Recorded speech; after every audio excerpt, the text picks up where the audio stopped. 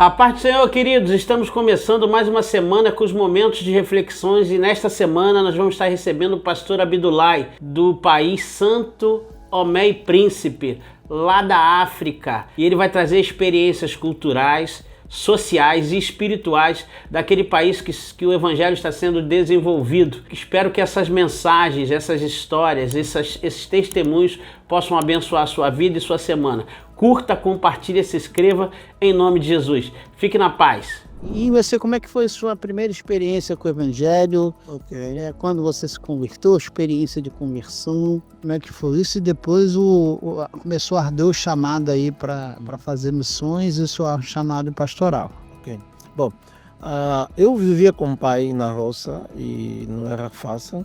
E eu sempre ouvi falar de Deus, essa questão de céu, inferno. E choquei, mas quando eu tive cerca de uns 14, 15 anos, fui morar com a mãe na cidade e tínhamos amigos, né, colega, que sempre ia para a igreja e sempre nos convidavam também para ir. Vamos para a igreja, tem missionário brasileiro lá, Rosângela, depois do culto lá da gente pipoca, da gente doce, e nós daquela altura ter doce de pipoca não era fácil, né? Se comida nos faltava, então sim. E quando nós temos uma oportunidade de ganhar pipoca, ganhar doce, que não quer, né? Então, posso dizer que a primeira motivação de querer ir para a igreja não foi por causa de Deus. Foi por interesse de ganhar alguma coisa, como doce ou pipoca. Mas depois estou lá, com o tempo, fui o primeiro dia, gostei, ganhei pipoca, fui indo, mas a motivação foi sempre pipoca. Mas como diz também que a palavra de Deus não volta vazia, né? E foi sempre recebendo palavra. E entre inda e vinda, eu entendi. Um dia eu entendi a palavra, entendi que realmente Jesus Cristo, ele morreu na cruz por meu pecado, entendi que eu sou pecador, entendi que eu precisava de Jesus Cristo para ter uma vida diferente e certamente um dia estar no paraíso. E quando eu entendi essa mensagem, nada mais me segurou. Nunca mais faltei. Estou lá há 25 anos, direto mesmo.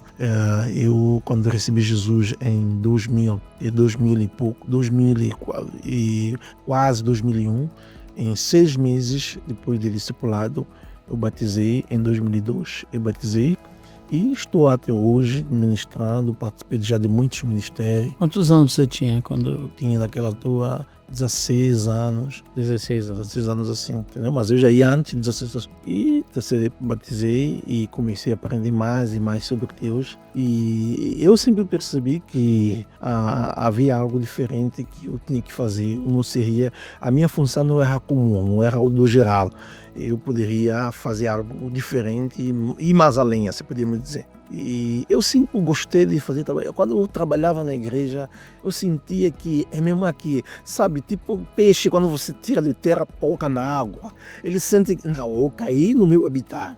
Eu, quando fazia toda a igreja, evangelismo, pregava, dava estudo, sabe, eu podia sentir aquela alegria, não, é esse o caminho. Eu sempre percebi, não, que eu nasci para fazer isso, para organizar, para dirigir os outros, para mostrar a palavra, para disciplinar os outros. E eu fui sempre fazendo isso, pequenas formações, mas eu falava como pastor da igreja, que eu queria trabalhar, ia para a cadeia com os missionários, eu evangelismo com os missionários, andava sempre com os missionários. Eu bebi muitos missionários, porque eu sempre estou com eles, vinha da escola, à tardinha, estou na igreja, até a minha mãe complicava, sempre na igreja, sempre condicionar, sabe? Às vezes complicação, mas porque eu percebia que era algo que eu queria fazer, não porque ninguém me obrigava. Eu fazia ser recebido algo em troca de livre espontânea vontade. E depois eu estudava, eu fiz a formação de eletricidade, e comecei a trabalhar na Central Terâmica de Santo Tomé e Príncipe. Eu casei em 2011, mas eu fiquei no trabalho, eu amo trabalhar, mas eu não era um cara feliz, entende? Eu percebia que o trabalho até pagava bem, na nossa realidade pagava bem, não é questão de dinheiro, era questão de que eu percebia que aquilo que eu estou ocupando a maior parte do meu tempo, não é isso que ele me chamou para fazer. Incomodava. Me incomodava sempre, mesmo que eu estava no lugar errado. E chegou um belo dia, eu cheguei em casa com aquela frustração, com aquela cabeça, disse para a esposa, sabe, eu estou pensando em largar trabalho.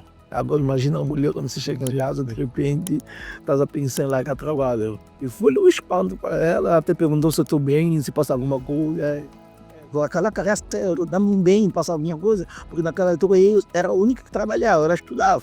Sim. Como que o único carro que provideu, chega em casa com essa conversa, tu pensa lá, ainda não, eu recém-casado, eu vim casado de 6 meses, e o cara vai largar o seu trabalho. Mas quando fomos conversando, ela percebeu também que, pelas coisas que eu dou graças a Deus aqui, e a minha esposa sempre esteve comigo, sabe? Quando Deus te dá uma parceira que entende a coisa também, que tá como você sabe, se for para a esquerda, vamos embora, estou contigo, se é de Deus, e é assim, entende?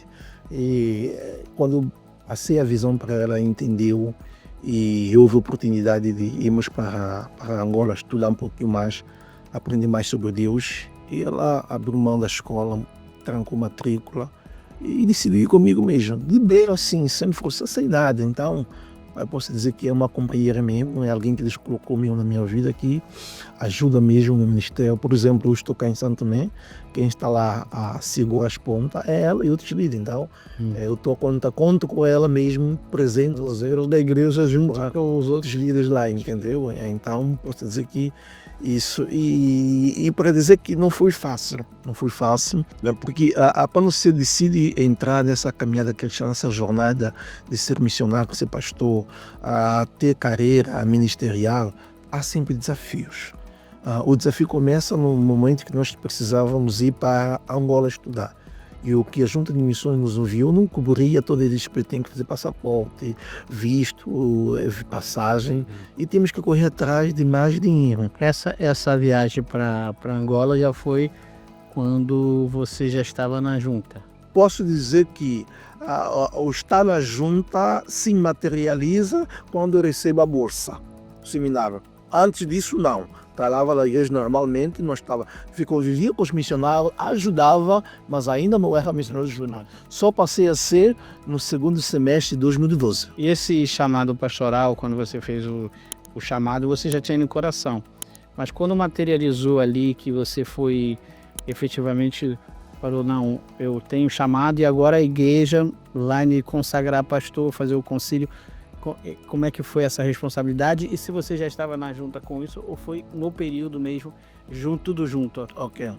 Bem, porque a igreja sempre percebeu potencialmente, tanto é que eu já era vice-presidente da igreja, mesmo sem ser pastor, eu era vice-presidente da igreja, fui muita coisa, passei, acho que fui imaturo mesmo, passei de criança, passei no jovem, tesoureiro, vice-presidente, então passei em muitos departamentos da igreja. E eu sempre já pregava mesmo, antes de ir para seminários, a fazer tudo isso. Então posso dizer que a igreja já tinha em boa conta, já via em mim um potencial de alguém que seria um dos nossos líderes futuros, entendeu? Então esse processo foi tranquilo.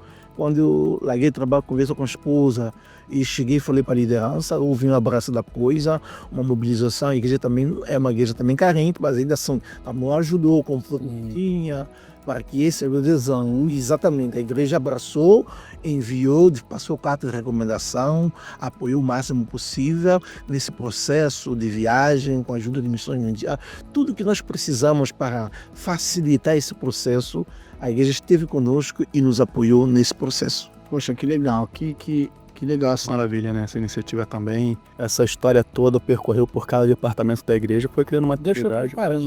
Preparando ele em todos os aspectos. Alguma pergunta sobre isso, Jefferson? Então, ele estava falando ali a respeito da juventude que está indo embora do país, que é uma juventude, muitos deles estão sem esperança. Como que é trabalhar o evangelho com uma juventude que não quer ficar no país, que não quer se manter ali? Como que é esse desafio para trabalhar com essa turma aí? Mano, posso dizer que às vezes é frustrante, né? Sim. Às vezes é frustrante. Pensa comigo. Você tens um líder na igreja, treinaste, preparaste, de repente o cara vem te dizer, pastor, eu estou preparado comigo para viajar também. Isso é frustrante. Entende? Já temos e tem surgido muito disso aqui, muitos dos nossos membros que já estavam na liderança, você não pode impedir, mano. O cara é livre. Eu vou para lá em Portugal, lá também tem a Igreja Batista, vou continuar a cultuar lá, mas eu preciso também dar um jeito na minha vida. Você vai prender o carro como? E isso, em termos, quando você olha só para a questão ministerial, isso torna frustrante. Mas quando você olha para a questão de desenvolvimento pessoal, carreira profissional, não tem como. O cara quer ter família. O cara também não quer viver nessa pobreza.